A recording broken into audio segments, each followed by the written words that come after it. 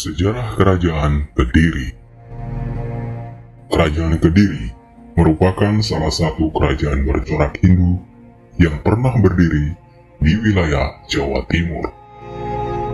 Dalam catatan sejarah, Kerajaan Kediri juga disebut dengan nama Kerajaan Kadiri, Daha, dan Panjalu. Kerajaan Kediri berpusat di Daha atau Danapura yang sekarang dikenal dengan kota Kediri. Berdirinya Kerajaan Kediri tak lepas dari peran Raja Airlangga. Raja Airlangga membagi daerah kekuasaannya menjadi dua bagian pada tahun 963 Masehi demi menghindari pertikaian. Raja Airlangga membagi wilayah Kahuripan menjadi Jenggala atau Kahuripan dan Panjalu atau Kediri yang dibatasi oleh Gunung Kawi dan Sungai Brantas. Panjalu atau Kediri kemudian diberikan kepada Sri Samarawijaya yang membangun pusat pemerintahannya di kota baru, yaitu Daha. Kerajaan ini berkuasa selama 2 abad lamanya dan sempat mencapai puncak kejayaannya di bawah pemerintahan Raja Jayabaya pada tahun 1135 hingga tahun 1159 Masehi. Selain daerah kekuasaannya yang meluas hingga ke beberapa pulau di Nusantara, bahkan disebut pernah mengalahkan pengaruh kerajaan Sriwijaya. Kerajaan Kediri berkembang menjadi kerajaan agraris yang sukses dengan hasil pertanian di sekitar Sungai Brantas. Masa kejayaan Kerajaan Kediri. Kejayaan Kerajaan Kediri mencapai puncaknya saat dipimpin oleh Raja Jayabaya. Bahkan di era Raja Prabu Jayabaya, Kediri menjelma sebagai kerajaan besar dan menguasai bandar dagang terbesar di Pulau Jawa. Tercatat dalam sejarah, ada 10 raja yang memerintah di Kerajaan Kediri. Mulai sejak pendirian kerajaan yang merupakan warisan dari Raja Airlangga yang dibagi kepada 2 putranya. Menurut prasasti pembuatan tahun 1402, Raja pertama Kerajaan Kediri yaitu Sri Samarajaya. Sri Samarajaya memerintah sejak tahun 1042. Pada tahun tersebut terjadi pembelahan kerajaan Kahuripan, yaitu Panjalu Kediri dan Jenggala. Sri Samarajaya memerintah di Kediri yang beribu kota di Panjalu dengan gelar Sri Samarajaya Dharma Suparna Wahana Teguh Utunggadewa. Kemudian Sri Jayaswara yang naik tahta setelah Sri Samarajaya. Naik tahtanya Sri Jayaswarna menjadi Raja Kediri tercatat dalam prasasti Sirah Keting pada tahun 1104. Di masa Prabu Jayaswara, ia begitu giat memajukan sastra, sehingga ia diberi gelar Sastra Prabu atau Raja Sastra. Pada masa inilah Kresnayan dikarang oleh Empu Triguna yang berisikan Raja Jayaswara menjelma menjadi Dewa Wisnu.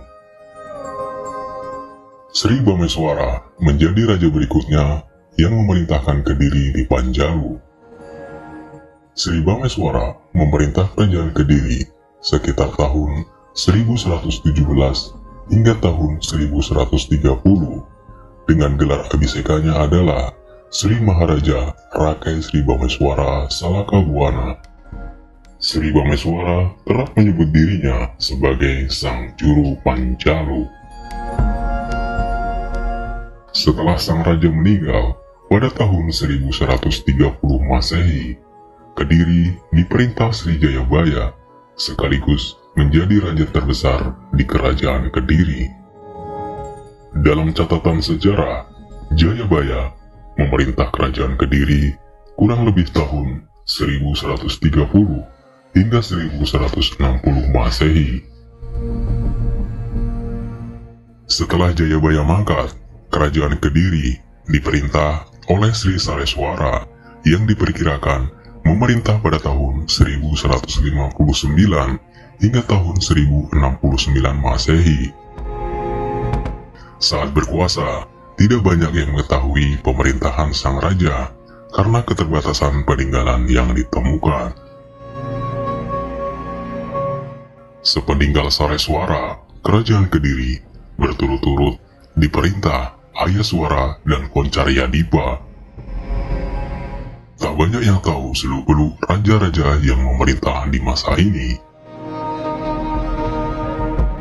Berikutnya, Sri Gandra yang tampil menjadi Raja Kediri sebagaimana juga terdapat di Prasasti Jaring pada tahun 1181. Di masa pemerintahan Sri Gandra inilah diketahui ada sejumlah orang yang menggunakan nama-nama binatang seperti Kebu Salawah, Manjangan Pugu, Macan Putih, Gajah Kuning, dan lain sebagainya. Yang berikutnya, Sri Kameswara menjadi raja ke-9 yang memerintah Kediri di Panjalu. Namun, disinyalir sebenarnya ada raja Kediri sebelum Kameswara, tetapi tidak ada berita atau informasi yang jelas mengenai hal itu. Raja Kameswara naik tahta pada tahun 1182 hingga tahun 1185.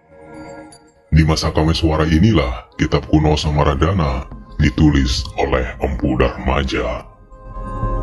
Kitab ini berisikan pujian terhadap Raja Kameswara.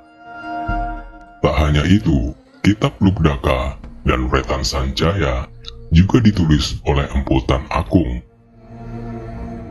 Kitab Lubdaka bercerita seorang pemburu yang akhirnya masuk surga, dan kitab Wetan Sanjaya yang berisikan petunjuk mempelajari tembang Jawa kuno.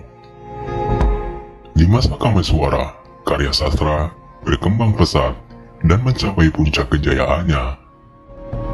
Beberapa karya sastra antara lain kitab Kresnayana karya Empu Triguna dan kitab Sumana Santaka karya Empu Managuna. Kertajaya menjadi Raja Kediri saat beribu kota di Panjalu, yang memerintah sekitar tahun 1182 hingga tahun 1222 Masehi.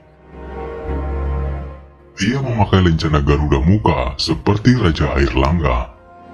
Selama memerintah di Kediri, ia dinilai kurang bijaksana, sehingga tidak disukai rakyat, terutama para Brahmana atau tokoh agama. Selama masa pemerintahnya inilah kerap kali terjadi pertentangan antara Kertajaya dengan para Brahmana. Hal inilah yang menjadi salah satu penyebab berakhirnya era kerajaan Kediri di Panjalu. Kertajaya dikalahkan oleh Kenarok dari Tumapel atau Singasari, yang menandai berakhirnya masa kerajaan Kediri. Puncak kejayaan kerajaan Kediri tercapai di bawah kekuasaan Raja Jayabaya, yang juga menjadi raja terbesar di Kediri. Di bawah pemerintahan Raja Jayabaya, kerajaan Kediri berhasil memperluas wilayah kekuasaannya hingga ke Kalimantan dan kerajaan Ternate. Dengan luasnya wilayah kekuasaan yang dimiliki, armada laut kerajaan Kediri juga sangat kuat. Bahkan, keberadaan kerajaan Kediri sampai terdengar hingga di Tiongkok, yang dibuktikan dengan tulisan seorang saudagar bernama Kau Kufei yang menulis tentang karakteristik masyarakat pada masa kerajaan Kediri. Selama berkuasa sebagai raja, Jayabaya berhasil membuat sistem pemerintahan kerajaan Kediri menjadi jauh lebih teratur. Selain itu, hukum juga sudah diterapkan secara adil dan tegas. Bukti keberhasilan Jayabaya dapat dilihat dalam Prasasti Ngantang. Prasasti Ngantang adalah prasasti batu yang ditemukan di daerah Ngantang, Malang, Jawa Timur. Prasasti Ngantang sudah ada sejak tahun 1135. Prasasti ini ditulis menggunakan aksara dan bahasa Kawi atau Jawa kuno. Di dalam prasasti itu tertulis bahwa Raja Jayabaya berhasil mengalahkan kerajaan Jenggala. Tidak hanya itu, prasasti Ngantang juga berisi tentang pemberian serta pembebasan pajak tanah oleh Raja Jayabaya untuk desa Ngantang karena telah mengabdi kepada kerajaan Kediri. Saat ini, prasasti Ngantang disimpan sebagai koleksi museum nasional.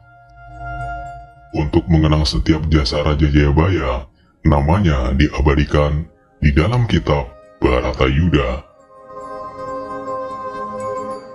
Runtuhnya Kerajaan Kediri. Setelah 2 abad berdiri, Kerajaan Kediri mulai melemah saat timbul perselisihan antara Raja Kertajaya dengan kaum Brahmana. Sri Maharaja Kertajaya yang berkuasa dari tahun 1195 hingga tahun 1422 merupakan raja yang kejam dan mengaku bahwa dirinya adalah seorang dewa. Kertajaya memaksa Brahmana untuk menyembahnya dan mengatakan hanya Dewa Siwa yang bisa mengalahkannya. Kekejaman Kertajaya membuatnya tak ragu untuk menyiksa para Brahmana yang menolak titahnya. Para Brahmana kemudian meminta bantuan Ken Arok di Tumapel untuk menggulingkan kepemimpinan Kertajaya. Di tangan Ken Arok, Kertajaya akhirnya terbunuh dan Tumapel berhasil menguasai Kediri. Keberhasilan Ken Arok dari Tumapel menguasai Kediri membuatnya kemudian membangun kerajaan baru bernama Singosari.